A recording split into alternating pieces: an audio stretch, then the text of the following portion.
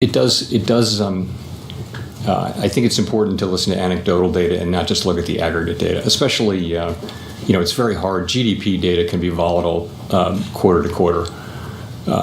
So it's just hard to measure economic activity. There are a lot of. It's just difficult to do. So I look at both, but I wouldn't say that the anecdotal data is uniformly downbeat. It's more mixed.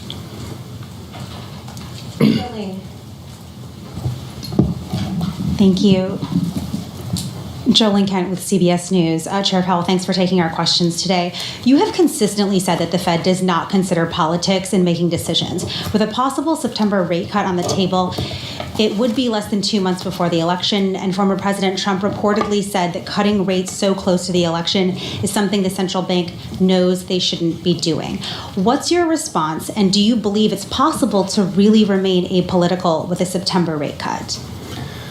I absolutely do, and I think it's, first of all, we haven't made any decisions. I would say it this way. Haven't made any decision about any future meeting. I don't know what the data will reveal or how that will affect the appropriate path of our policy. I really don't know. I do know how we will make that assessment. That's what I do know. So if you take a step back, the current situation, again, is inflation has come down much closer to our goal, and that's happened while unemployment has remained low. We're very tightly focused on using our tools to try to foster that state of affairs continuing. That's at each of our meetings and all of our decisions, our focus is strictly on that and really on nothing else, doing our part, whatever that part may be. We're using our best thinking. We're doing our best to understand the economy. We follow academics. We follow the many commentators who bless us with their commentary. But we don't change anything in our approach to address other factors like the political calendar. Congress has, we believe, ordered us to conduct our business in a non-political way at all times, not just some of the time. I'll say this too. We never use our tools to support or oppose a political party, a politician, or any political outcome. The bottom line is, if we do our very best to do our part and we stick to our part, that will benefit all Americans. If we get it right, the economy will be stronger, we'll have price stability, people will find jobs, wages will rise in real terms, everyone will benefit. So that's what we believe, and that's how we will always act. This is my 4th presidential election at the Fed. I can tell you this is how we think about it. This is what we do.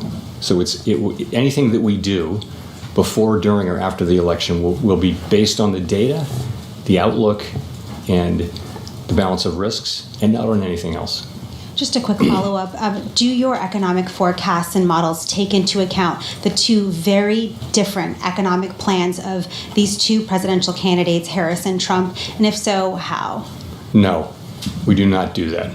We absolutely do not do that. We don't know who's going to win. We don't know what they're going to do. We don't act as though we know, and we just can't do that. We basically have our forecast. We can run simulations of different potential policies, but we would never try to make policy decisions based on the outcome of an election that hasn't happened yet. That would just be a line we would never cross. We're a non-political agency. We don't want to be involved in politics in any way, so we wouldn't do that. Nicholas. Thank you, Chair Powell. Nicholas Brzezinski from Barron's Magazine. There hasn't been a dissenting vote on an interest rate decision in some time. If the data do evolve as you expect, if you do have more confidence by the September meeting, do you get the sense that there will be a unanimous vote on an interest rate move in September? Or basically, are there meaningful differences in committee members' assessments of how much more confidence is needed? So there are always meaningful differences. There are, and we talk a lot before, during, and after the meeting. We do have a very robust discussion of these things. You're right that in most cases, people, if they feel heard and they feel that their position has been given serious consideration, for most people, most of the time, that's going to be enough. There are dissents. That's fine. No one has a veto. No single person has a veto. So it just is a question of who will vote for and against. We've had dissents. we haven't had so many during the pandemic era, and it just may be that we felt more united because we felt under a lot of pressure to get things right. But before the pandemic, we had plenty of dissents, and dissents happen. It's part of the process. There's nothing wrong with dissents, and if it happens, it happens. Jean. Hello, Jean Young with M&I Market News. Is a 50 basis point cut as a first cut at all likely or even on the table? Thank you. I don't want to say, I don't want to be really specific about what we're going to do, but that's not something we're thinking about right now.